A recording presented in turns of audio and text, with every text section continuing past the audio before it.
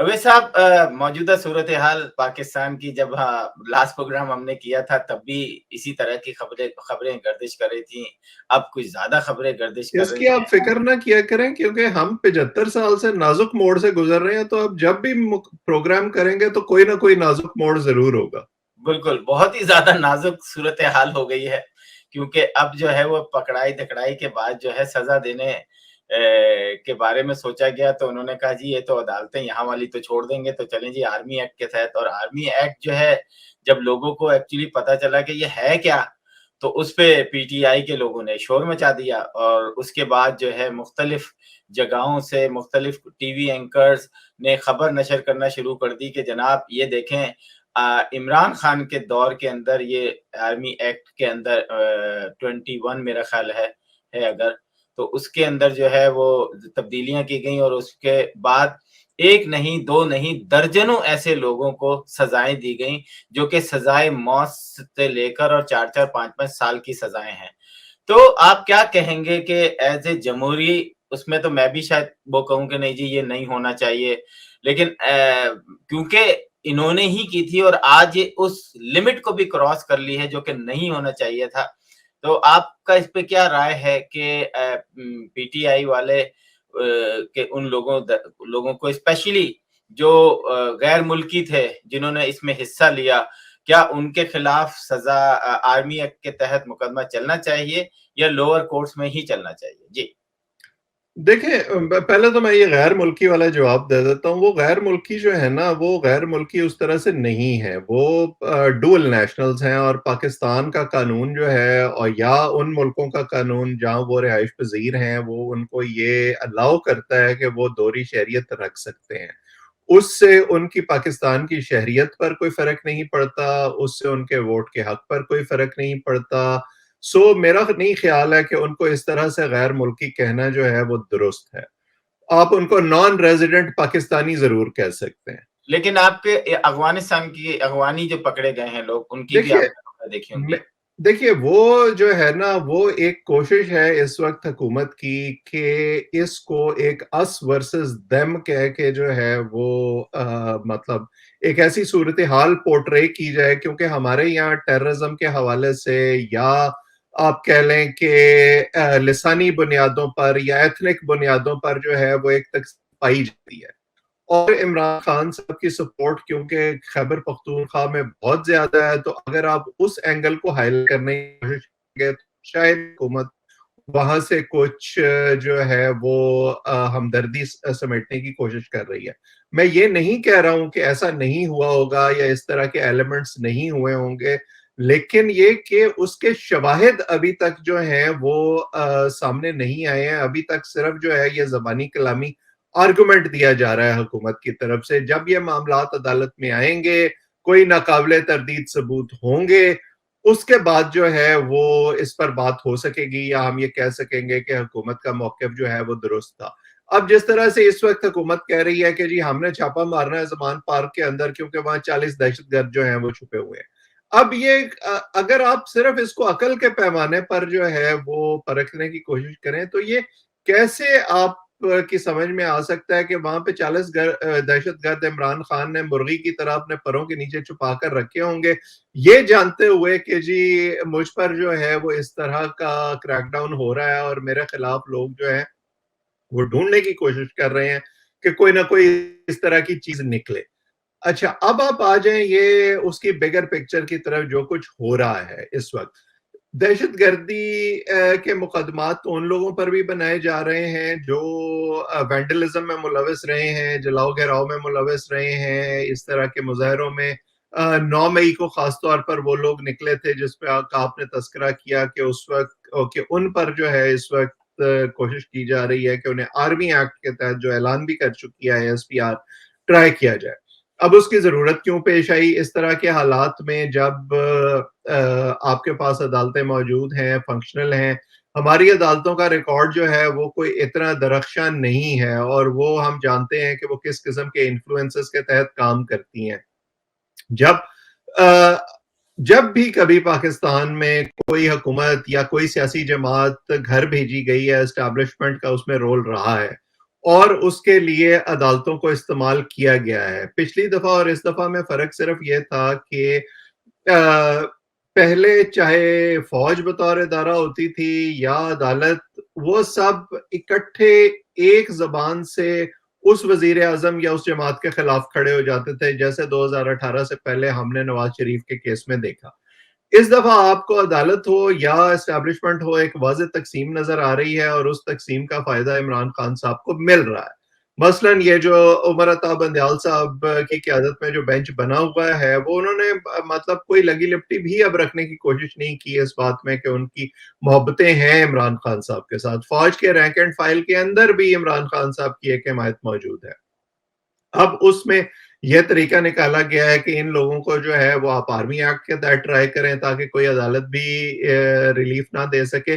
میں ذاتی طور پر اس سے اتفاق نہیں کرتا. یہ ٹھیک ہے، میرا خیال ہے کہ آپ کو اس موقع پر سب کو ایک ہی لاٹھی سے ہانکنے کی بجائے ایک تفریق کرنی چاہیے. وہ لوگ جو پیسفل پروٹیسٹ میں شامل تھے، جنہوں نے کوئی ایسی ایکٹیویٹی نہیں کی، ان کو آپ کو ہاتھ نہیں لگانا چاہیے.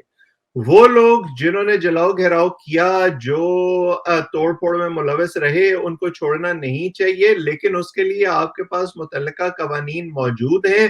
اگر آپ کے پاس ناقابل تردید ثبوت ہے، پہلے آپ ان کو اس سے ٹرائی تو کریں نا. اگر ان کو سزا نہیں ملتی تو اس کے بعد آپ کہیں جا کے کہ جی نہیں، یہ جو ہے اب ہمیں آرمی ایکٹ کی ضرورت پڑ گئی، آپ سیدھا آرمی ایکٹ ان پر لگا رہے ہیں. یہ ٹھیک ہے، وینڈلزم ہے، لیکن یہ دہشت گردی کہاں سے ہو گئی؟ آپ اس کو ایک مخصوص طریقے سے پورٹرے کرنے کی کوشش کر رہے ہیں. صرف یہ جو میسج ہے دینے کے لیے اس وقت پی ٹی آئی سے جو متعلق لوگ ہیں ان کو، کہ اگر آپ اس رستے پر گئے یا آپ اس جماعت کے ساتھ کھڑے رہے تو پھر آپ کے ساتھ یہ ہوگا.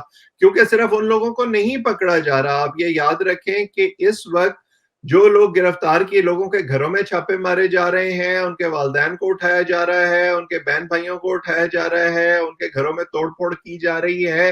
مطلب وہ تمام واقعات جو ہم ڈکٹیٹروں کے دور میں سنتے تھے کہ سیاسی جماعتوں کے ساتھ ہوئے ہیں، لوگوں کو اٹھا کر جیلوں میں بند کیا جا رہا ہے، ان کو عدالتوں میں پیش نہیں کیا جا رہا ہے. سو بڑی ابتر صورتحال ہے. اس میں ہم یہ نہیں کہہ سکتے کہ جو عمران خان صاحب نے کیا وہ ٹھیک تھا، یا اس کے بعد جو اب حکومت کر رہی ہے اسٹیبلشمنٹ کی ایما پر وہ ٹھیک ہے. یہ دونوں اس وقت پارٹ آف پرابلم بنے ہوئے ہیں. اچھا ویسے صاحب ہم نے مطلب میرے لیے، کیونکہ میں کراچی سے ہوں، میں نے 92 کا آپریشن دیکھا ہوا ہے وہاں پہ.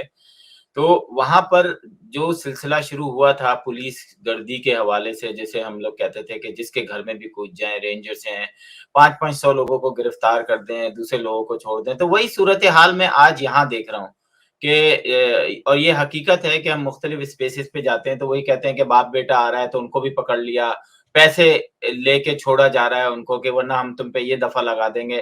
تو یہ وہ ساری چیزیں دہرائی جا رہی ہیں جو کہ ہم ماضی میں اپنے شہر میں دیکھ چکے ہیں کہ اگر آپ صرف پوائنٹ آؤٹ کر کے دہشت گردوں کو پکڑیں تو میرا نہیں خیال کہ آپ اس طریقے سے بدنامی لیں. لیکن آپ ایک تو ملک کے اندر چیزیں ہو جاتی ہیں، اس کے اوپر جو ہے اس کا ری ایکشن پہلی دفعہ ہم نے دیکھا ہے کہ ملک کے باہر بھی آیا. اور ہم نے پہلی دفعہ دیکھا کہ ایمبیسڈر کے گھر کے باہر according to Anwar Iqbal Dawn اور جہازیب ایئر وائی کہ جب ایمبیسڈر صاحب باہر کھڑکی میں آئے تو وہ جو 100 150 200 کا وہ تھا، انہوں نے ان کو لانتیں دکھائیں، ان کے خلاف نعرے لگائے، پاکستان کے آرم فورسز کے خلاف نعرے لگائے. اور نعرے ہی نہیں لگائے بلکہ مطالبہ کیا کہ آرمی چیف کو پھانسی دو، یہ کرو. اور پھر یہ بھی کہا کہ ہم کل جا رہے ہیں ڈیفنس اتاشی کے. یہ جو چیزیں ہیں نا میں نے نہیں کبھی دیکھی. آپ نے اپنے جرنلزم کے دور میں یا انٹرنیشنلی کہیں پر بھی کسی ملک کے میں اتنا مطلب اتنا خطرناک جذبہ دیکھا ہے؟ عاصم، آپ مجھ سے زیادہ جو ہے وہ اس ملک میں رہے ہیں، آپ نے ٹریول کیا ہے. اب تو مجھے بھی خیر کافی سال ہو گئے ہیں. میں اور آپ جب بھی کسی سوشل گیدرنگ میں بیٹھتے ہیں نا، لوگ بات کرتے ہیں کہ جی دیکھیں پاکستانی جو ہیں وہ اکٹھے نہیں ہوتے، پاکستانیوں کی ملک سے باہر عزت نہیں ہے، پاکستان جو ہے اس کو سنجیدہ نہیں لیا جاتا. اس طرح کی شکایتیں آپ کو سننے میں آتی ہیں. لیکن اس کے باوجود یہی تمام لوگ جو ہیں وہ چھوٹے چھوٹے گروپس میں بٹے ہوئے ہیں، کسی ایک ایشو پر جو ہے وہ اکٹھے ہونے کو تیار نہیں ہوتے. یہ سب لوگ جو آج کل ہمیں یہ بتا رہے ہیں کہ نہیں نہیں عمران خان صاحب ہوں گے نا تو ملک کی بڑی عزت ہوگی. کوئی ایک شخص آپ کے ملک کی عزت نہیں کرا سکتا. آپ اس ملک کے ایمبیسڈر ہیں اس ملک میں، اور آپ نے اپنی اور اپنے ملک کی عزت کرانی ہے. یہ تمام لوگ اس پوری سٹریٹ میں اور اس پورے شہر میں جہاں یہ مظاہرے کرتے پھر رہے ہیں اور گالیاں دیتے پھر رہے ہیں اور ہولیگنزم کرتے پھر رہے ہیں، جب لوگ دیکھتے ہوں گے ان کو کہ یہ کیا کر رہے ہیں اور کیوں کر رہے ہیں، کیونکہ کسی اور ملک کے لوگ تو اس طرح کی حرکتیں نہیں کرتے. اب ہمارے ہمسائے میں جو ہے وہ انڈیا ہے. کیا انڈیا کے اندر پولیٹیکل پولرائزیشن نہیں ہے؟ کیا کانگریس وہاں مودی کی حکومت جو کچھ کر رہی ہے کیا کانگریس اس سے خوش ہے؟ کیا کانگریس کے کوئی حمایتی جو ہیں وہ اس وقت موجود نہیں ہیں امریکہ کے اندر یا دوسرے مغربی ملکوں کے اندر؟ لیکن آپ نے تو کبھی ان کو اس طرح کی حرکتیں کرتے ہوئے نہیں دیکھا، کیونکہ وہ ملک کو ان شخصیات سے آگے رکھتے ہیں. ہمارا مسئلہ یہ ہے کہ ہم شخصیات کی اندھی محبت اور اندھی عقیدت، اندھی نفرت میں گرفتار ہو گئے ہیں، اور اس میں ہمیں سب بھول گیا ہے کہ ہم اپنا کیسا مذاق بنوا رہے ہیں، اپنے ملک کا کیا ہم حشر کر رہے ہیں. اور اس کے بعد پھر اگر ہم یہ شکایت کریں کہ ہمیں لوگ سنجیدہ نہیں لیتے، ہمارے ساتھ ملنا پسند نہیں کرتے، ہمارا جو موقف ہے اس کو سنجیدہ نہیں لیا جاتا، تو پھر اس پر ہنسا ہی جا سکتا ہے اور کیا کیا جا سکتا ہے. بالکل آخری سوال پوچھوں گا کہ اویس صاحب آپ مطلب اتنا ایکسپیرینس ہے آپ کو اور پڑھانے کا ایکسپیرینس ہے، کیا ایسا ہوتا ہے کہ اگر کسی اور ملک کی پارلیمنٹ میں کوئی لیٹر پڑھ کے سنایا جائے کہ جی پاکستان کے اندر جو ہے وہ ہیومن رائٹس کی وائلیشن ہو رہی ہے اور یہ ہونا چاہیے اور وہ ہونا چاہیے، اور تو کیا اس کا افیکٹ پاکستان پہ پڑے گا، یا بس یہ صرف ایک مطلب ایک ریگولر چیز ہے، بس وہ آئے گی اور چلی جائے گی، اس سے کوئی ایسا تماشا بس لگے گا، اس کے علاوہ کچھ نہیں ہوگا؟ کیا واقعی ایسا ہوتا ہے کہ اگر ایک سینیٹر اور کانگریس مین کھڑا ہو کے پاکستان کے خلاف بیان دے دیتا ہے تو یہ یو ایس کی گورنمنٹ کا تو حصہ نہیں ہے؟ کیونکہ ہم نے کئی دفعہ دیکھا کہ ڈینائی کیا ہے وائٹ ہاؤس پریس بریفنگ میں کہ جی اس کا امریکن پالیسی سے کوئی وہ نہیں ہے، وہ ان کا پرسنل وہ ہے. تو آپ کیا سمجھتے ہیں کہ کیا پاکستان پہ اس طرح باہر کے ملکوں میں یہ چیزیں کرنا کہ جی وہ سائن کر رہے ہیں اور یہ ہو رہا ہے، فرق پڑتا ہے کہ نہیں پڑتا؟ اصل میں آپ کو نا اس سوال کا جواب دینے سے پہلے کو 10-12 سال پیچھے لے جاتا ہوں. مجھے اور آپ کو دونوں کو یاد ہے ایک کانگریس مین ہوا کرتے تھے ڈانا ریرا باکر، جو بلوچستان پر بڑی وہ ہیئرنگز کیا کرتے تھے، اپنی کمیٹی کی میٹنگز کیا کرتے تھے اور مطالبہ کیا کرتے تھے کہ جی بلوچستان کو پاکستان سے علیحدہ ہو جانا چاہیے، وہاں پر بڑا ظلم ہو رہا ہے. کیا فرق پڑا اس سے؟ کچھ بھی نہیں ہوا. امریکن گورنمنٹ جو ہے اس کو تو کوئی فرق نہیں پڑا.